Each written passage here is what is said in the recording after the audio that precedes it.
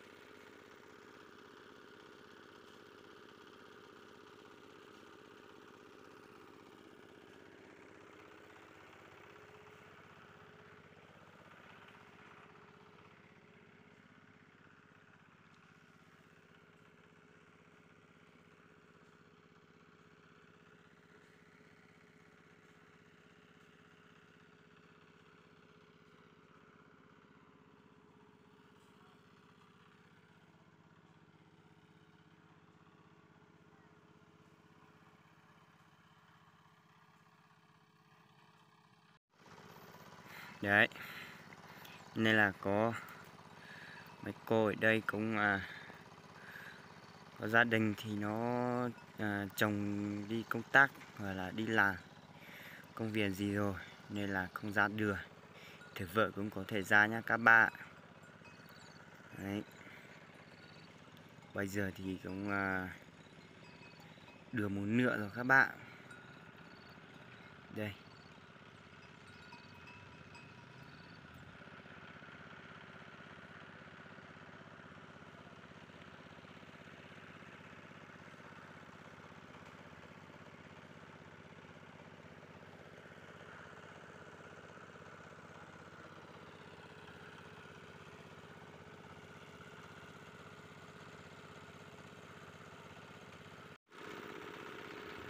Hay chị là đấy, bao xi măng khá là nặng các bạn. Đấy. Cố hết sức nhưng mà vẫn chưa được. Đấy, em đã đỡ bao xi măng là em thợ xay nhé các bạn. Bây giờ thì ba anh em kia cũng mệt rồi nên là mấy cô ở đây lại thay nhau, mình làm thì cũng phải độ nhau cho đỡ mệt các bạn.